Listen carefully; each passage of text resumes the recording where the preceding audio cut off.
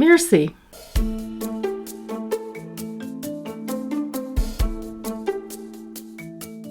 Hearing from you how self-esteem is directly linked to brain chemistry is somewhat relieving, because the very essence of self-esteem is we ask, what is wrong with me? Why am I not enough? Hi, I'm Dr. Irena O'Brien, and you're listening to Neuroscience of Coaching. I'm a cognitive neuroscientist with almost 30 years of study and practice in psychology and neuroscience. And as the founder of the Neuroscience School, I teach coaches and other wellness professionals practical, evidence-based strategies to use in their practices. In each episode, I invite a seasoned coach to discuss a topic that clients struggle with, and together we provide you with science-based tools to help your clients reach their goals by working with their brains to create results that last. Today, we're going to talk about self-esteem with Matthew Kimberley. But first, I'm going to talk about the science behind self-esteem and also share a tip for boosting yours. Self-esteem is a complicated topic. It seems that self-esteem is related to the strength of the pathway between the medial prefrontal cortex, which processes thoughts about the self, and the striatum, which is a dopamine-rich region associated with reward. And what this means is that our feelings of self-esteem come from a mix of our thoughts about ourselves and how those thoughts are rewarded or recognized by our brain's pleasure system. Thus, boosting self-esteem can be challenging. One thing we do know is that using positive affirmations to boost self-esteem the way most people use them doesn't work for everyone. So if telling yourself that you're lovable or successful or whatever it is that you want to be hasn't worked for you, it's not your fault. In fact, positive affirmations can actually make you feel worse. And it can be a double whammy. In addition to not working, you beat yourself up over the fact that it doesn't work for you when it seems to work for everyone else. So why don't positive affirmations work for you? It's because your brain doesn't believe it. Lion Goodman and I talked about this in a recent episode. When you make a statement that isn't yet true, your brain brings up what you believe about yourself instead. It's like your brain is telling you, hey, that's not true. You're not successful. Or no, you're not lovable. Fortunately, there is a way that you can use affirmations to boost your self-esteem. To do this, you want to start with a statement that is true and then follow it with the affirmation. That way, your brain doesn't reject the affirmation. For instance, you might want to say, the presentation went well because I'm a good speaker. I normally don't think of myself as a good speaker, but now I have proof that I am, and my mind accepts it. It sounds simple, but it really works. I've seen dozens of my clients boost their self-esteem with this tactic. To put it into practice, I have them choose 3 things at the end of every day that went well, and then complete similar statements. And their self-esteem usually rises within a few days. If you try this for yourself or your clients, make sure that you complete the I am part with something that you are rather than something that you can do. For instance, the meeting went well today because I'm a good leader. Or my kids didn't fight today because I'm a good mother. The goal is to change how you think about who you are.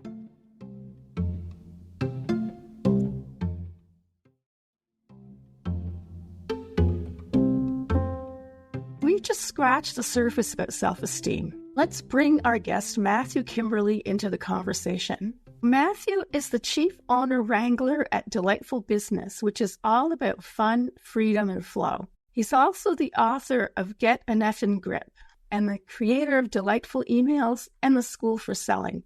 Matthew travels the world speaking on stages from Singapore to San Diego, and he now lives in Malta.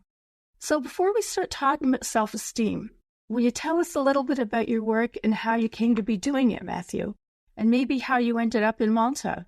Well, Dr. Irena, thank you very much for having me. It's an absolute pleasure to be with somebody legitimately qualified and competent and expert, because as we know in our space, there are an awful lot of marketers who talk a very good talk without so much to back it up. So the pleasure is entirely mine. My professional journey, I have struggled for 25 years with trying to be as good or better than my peers. By means of example, in my career, I have sold 2 or 3 companies, and these are companies that I've been the managing director of, and I sold them because I wanted to go. I wanted to be somewhere else. And over the last 25 years, I have learned that I've spent a lot of time putting my ladder up against the wrong wall. And now, at the age of 43, I'm starting to realize that ambition is absolutely fine, so long as it's your ambition. I'm learning that it's absolutely okay to work on your terms and without any point of reference from your industry peers. Just because other people are doing it doesn't mean that you should, and it also doesn't mean that you can.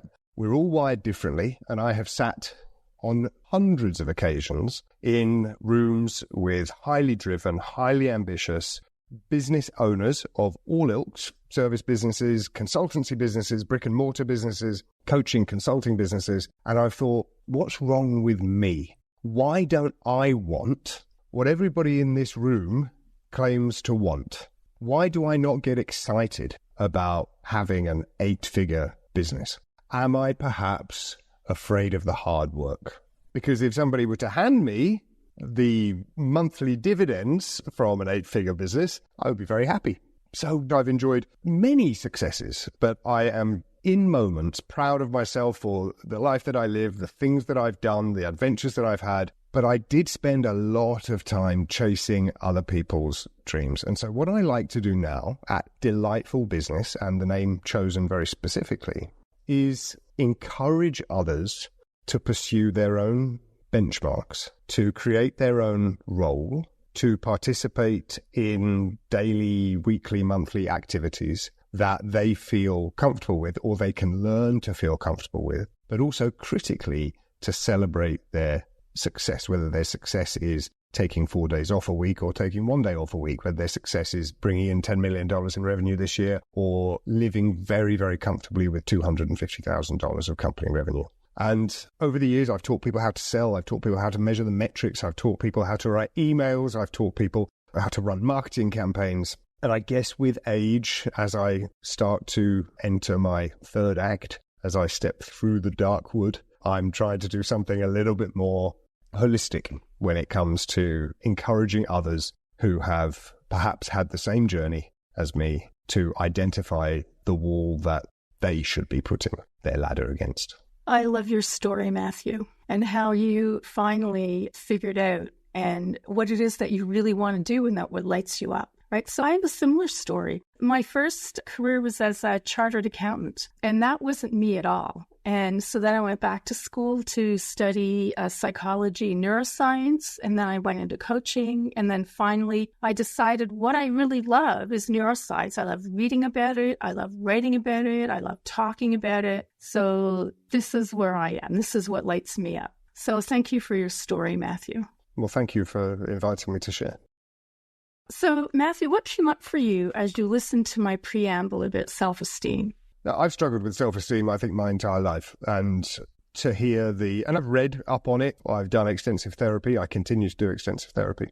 And one of my frequent business partners, Michael Port, who wrote Book Yourself Solid, said quite famously, 90% of business problems are personal problems in disguise. And whether we were to swap the word problem out for situation or areas in which we find ourselves, then I think that hearing from you how self-esteem is directly linked to brain chemistry is somewhat relieving, because the very essence of self-esteem is we ask, what is wrong with me? Why am I not enough? Why am I not good enough? And it manifests in different ways, of course. And in business, it tends to manifest itself when we forge comparisons. We can either set ourselves a benchmark and say this week or today or this month or this year, I'm going to achieve the following benchmarks, the following goals. I'm going to hit X dollars in revenue. I'm going to employ a team. I'm going to have a successful exit, whatever that might be. And when our reality doesn't match our expectations or our declarations, then we either look outwards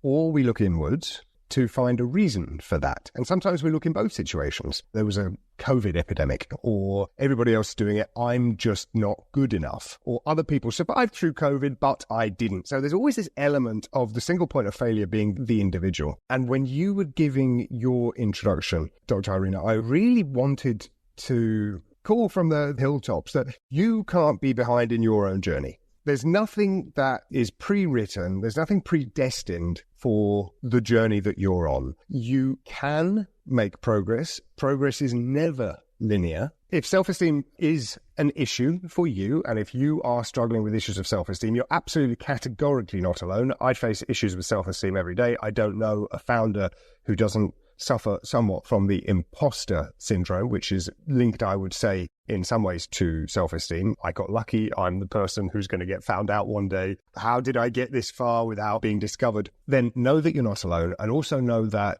there are tools available to you to help make your vehicle, mental, physical, a healthier environment for you to appreciate the journey that you're on.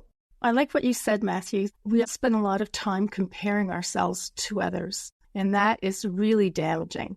And in these days of live broadcasting our every moment, particularly if we're a coach or in the marketing game, we're generally not advertising our every moment. We'll use strategic vulnerability to say, last week I was feeling terrible, but hey, I'm feeling better now. I thank myself for the tools I've given myself to overcome this. And so we're watching marketers, we're watching broadcasters selling us a story. Social media generally is the edited highlights of somebody's life, and also the marketers that you are paying attention to, the personal brands that you are paying attention to, are delivering a very carefully curated persona. It's absolutely necessary for protecting yourself. I have a persona when I'm on stage. I have a persona when I'm writing emails. And we have different roles to play in different situations in our life. And you might be familiar with this concept of transactional analysis, or the idea that we have an identity which never changes, but a series of roles which happen on a daily basis. And what is most damaging for me to see, or what upsets me the most, is when a bad or a subpar or a mediocre performance in one aspect of your life, for example,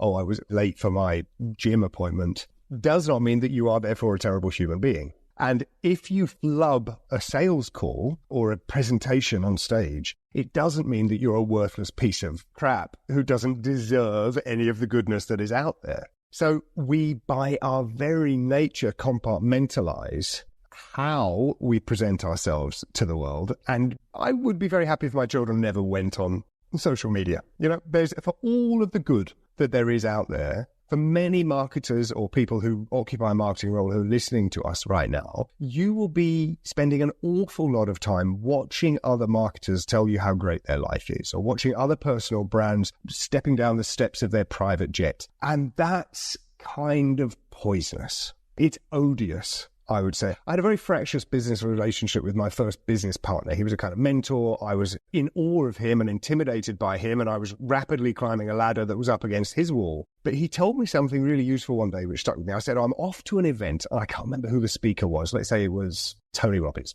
I said, I'm off to an event. I'm going to see Tony Robbins. I'm going to try and shake his hand and get a selfie with him. And my business partner turned around to me and he said, you know what? He'd be lucky if he got to shake your hand. And that, I think we spend far too much time looking out and not enough time looking healthily directly, I was going to say inwards, but that's wrong, directly in front of us. And there's something that you said earlier about when people beat themselves up when they don't succeed in the business that they're in. But often we're in other people's businesses. It's not even what we want to do. It's something that we think we want to do because we're comparing ourselves to others. And that's absolutely right. And I think that's not only true in the business world. It's true in the playground. It's true in peer dynamics. Why do we compromise our values? And if we don't know what our values are, that's okay. We can find out. But I think when you reach a certain age, we're not surprised when otherwise good kids in the playground get caught up in name calling and bullying. We know that every 8, 9, 10-year-old is going to go through that experience, probably, no matter who they are, because they think, how can I fit in with this crowd? Well, it looks like the powerful people over there are the ones who are teasing and calling names. So maybe if I do that, I can build up my stock. I think it's about choosing your role models very carefully. You can have a role model and you can be inspired and you can go to people for help. But it's absolutely okay to do you. And I remember years and years and years ago, I was in one of my mastermind groups with lots of very successful coaches talking about businesses and their revenue and their plans for the future. And there were plenty of $1 million coaches in that room. I played the game for a couple of years and I'd kept quiet, and then no, I can't bear it. So am I allowed to remain in this room, which I wanted to do, on my own terms? And so I said, look, I'm Matthew.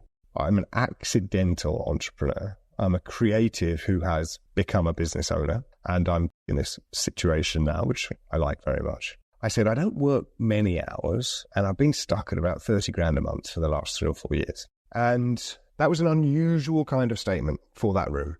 And the number of people that came up afterwards and said, Matthew, that was so refreshing. We love the fact that you know you and you do you. And I want to add the caveat that I am deeply flawed.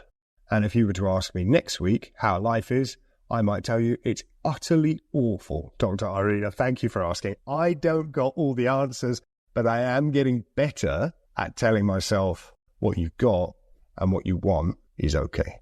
So it is about accepting oneself, right? Accepting how we are. So one of the things about me is that I do suffer from anxiety. And so when I give a talk, like a webinar, I always start with, I suffer from anxiety, and I tend to read my notes. And it's okay. And I've given talks where people have come up to me after and said I gave them permission to be themselves. And every time they spoke, they didn't have to do a TED-type talk, which is almost an impossible achievement for most people. So how do you help your clients with self-esteem? I think many of them would say I'm a champion for them. Apart from the logistical, practical stuff, I try to make things simple because I think complex is typically uninspiring, undelightful, and we tend to get stuck in the weeds, which is never a good place to see if we want to take in the view. So I try to simplify things for them. They might come with complex issues and I'll say, can we rise above it or can we simplify it? Because the advice that we give ourselves is always so different to the advice that we would give a friend.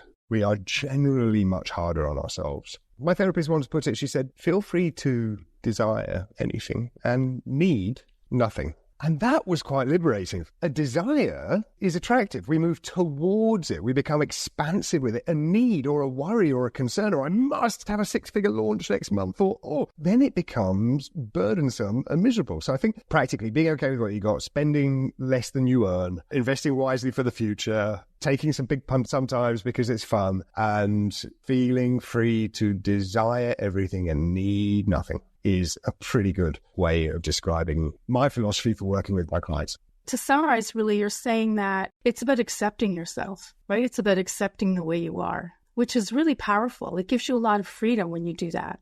If you can get to the stage where you accept the way you are, how do you get to self-acceptance? How do you do it? Because I live in Malta. It's a small Mediterranean island, and it's got a population of maybe 500,000 people. It's certainly not more than 20 miles north to south. So it's very densely populated. The Mediterranean diet is traditionally and famously very good for you, but the British colonized Malta for a very long time, and they left behind all their pies and pastries and so on. So the Maltese kids are some of the per capita, some of the most obese in Europe. And every summer I go to the beach multiple times a week. Everybody's in their Speedos. There is nothing more attractive than self-confidence. To be able to wear your Speedos with your belly hanging over and you're with your friends and you're enjoying yourself and you're not self-conscious, that confidence is deeply attractive. And I look at people and I say, I wish I had your confidence. I wish I had your self-belief. That is self-acceptance. It really is just accepting who you are, like in a quiet kind of way, like the guy with the belly hanging out in his Speedo. We often know the secrets that other people don't know about ourselves. And that's why we say other people's judgment, even though it might be welcome, which is, you're great, we love you, we think you're okay, you're a fantastic human being. I don't say, yeah, but you don't know what I was just thinking. Or, yeah, but you don't know that I was up in the casino at 4 o'clock this morning and I spent my kid's inheritance. Or, you don't know that I was meant to go to the gym this morning, but instead I ate cake. So we are very careful about how we present ourselves to the world. And when we become too careful about how we present ourselves to the world, we start to hide things because we feel that we're not going to be accepted. And when we hide things, that's a form of dishonesty. I'm talking about in personal relationships, not necessarily online. And then when we hide things and we think we've got secrets, then we're filled with shame. And shame is about pretty much the worst feeling that we can have. It's very difficult to shake it. We feel that we owe the world an apology, and very often we don't. If you can get to self-acceptance, amazing. It's not easy. It's not easy. So what tools do you use to help your clients boost their self-esteem? And can you share a client story that illustrates what it looks like when you help them boost their self-esteem? So in my world, there's a direct correlation between self-worth and self-esteem and pricing, because many of my clients are coaches and they charge for what they believe is time with them. If they don't value themselves sufficiently, then it's very difficult for them to transmit a sense of that value to the prospect or the client in front of them, because the prospect is looking for leadership. They will go with the person who believes they can get what they want. But the other problem that low self-esteem, low self-worth, low self-value has for the coaches who work with me is when it comes to pricing. Because they might say, oh, I don't believe that I could ever charge my clients what you were charging me, for example. Or they might say, well, I'd love to charge more, but I need to work up to it. Now, the big secret in pricing coaching services is that there is really no secret. Unfortunately, that's true. How do you know how much you charge? Well, I actually like to reverse engineer from a lifestyle point of view. So let's say that I want to work with, let's say I need a nice, easy number. Say I need $100,000 a year, and I don't want to work more than 1 day a week, which means I'm probably going to work with 5 clients, maybe 5 or 6 clients. Well, that dictates that I need to be charging $2,000 per client per month, frankly. The difference between a coach who charges $2,000 a month and the coach who charges $200 a month has got absolutely nothing to do with market value, experience, credentials, even who the client is, although clearly some markets will have more spending power than another. A coach who charges $2,000 a month or $5,000 a month or $7,000 a month is a coach who decides that they are worth that much. So how do you get them to that point? I use a blunt force approach. I get them to agree to try it. I use the what's the worst that can happen technique. They say, well, I don't know if I can do it. What if they say no? And I say, well, has a prospective client ever said no to you before? And they'll say, yeah, plenty of times. I say, well, there we go. Can you live with a prospective client saying no to you? Yes, I can. It seems like a really simple technique or trick. It seems a bit hacky, but here's what happens. Something switches up here. The self-value thermometer gets switched up. The standard for your new normal changes. And then, interestingly, you start to make lifestyle decisions that are based upon what you know that your time is worth. I almost put my back out earlier on today trying to move an armchair down a set of stairs. I knew it was going to take me 45 minutes, and I said 1 minute in, maybe 2 minutes in, I said, what on earth am I doing? And I called somebody and they did it for me. Because you start to feel more expansive. You say, my time is worth more than this. My health is worth more than this. It doesn't mean you become super competent in everything, but if you correlate pricing, how much you charge with how much you value yourself, I think there's a direct correlation. You might hate yourself for a million other reasons. You might have bad habits. You might have fractious relationships. You might have a filthy temper. But one level of your life, your business, the way that you see yourself when you talk to people, when you look at yourself in the mirror in that particular area has been raised. So that's something that I encourage everybody to do. And again, for the coach who is selling themselves, I try to get them to remember that they're not actually selling themselves. They're a delivery vehicle for what is normally an outcome or an experience that their clients want to enjoy. Thanks for that, Matthew. And I can relate because I'm one of these who suffer from having a hard time increasing my prices too. Well, let me ask you, Dr. Irena, what's the worst that can happen? Next time somebody says, how much does it cost? And you say, it costs $25,000 an hour. And they say, wow, I wish I could afford it, but it seems a little bit too much. And you get off and you're like, oh, okay, well, that wasn't awful. That wasn't the worst thing ever. They still like me. They maybe even like me even more. I should try that. So I'm inspired. So is there anything else you'd like to say to our listeners? And also, what's the best way for our listeners to find out more about you and your work? I would say to you, anybody listening to this, you are not alone. Everyone's been through it. There are plenty of marketers out there who understand what an epidemic low self-confidence and low self-worth is, and they play directly into that. You will read emotionally charged headlines and sales pages that say things like, did you think you'd be further along by now? Do you feel that other people are doing it, but you're not? Do you ever feel that it's time to step into your greatness? Well, that time is now. Be aware of those messages. The reason that they work and the reason that they're so successful is because everybody's feeling the same. It's completely normal. We want recognition. We want to be perceived as being incredibly successful by our peers. But when we stop caring, not caring for them, but caring about their view of us, then that becomes incredibly liberating. I still want my friends to like me. I still want my clients to like me, for sure.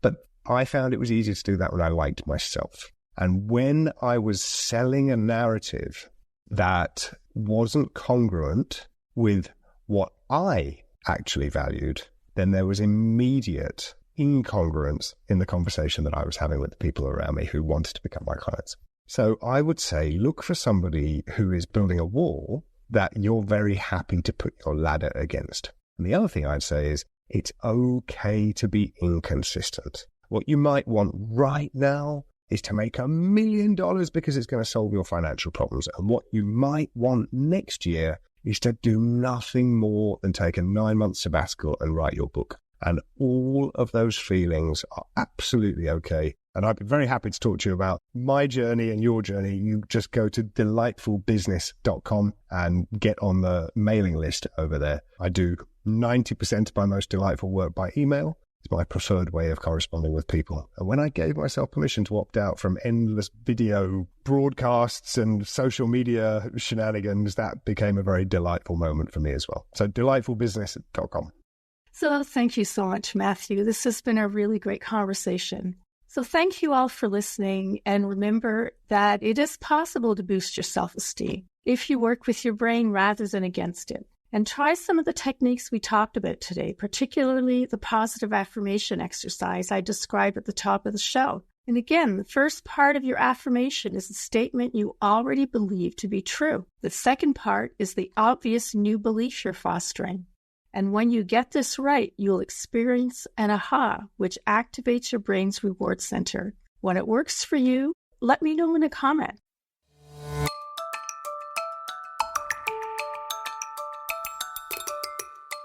I'm Dr. Irena O'Brien, and you've been listening to Neuroscience of Coaching. You can find out more about me at neuroscienceschool.com. The Neuroscience of Coaching is a part of the Mirasee FM podcast network, which also includes such shows as Just Between Coaches and Once Upon a Business. This episode was produced by Cynthia Lamb.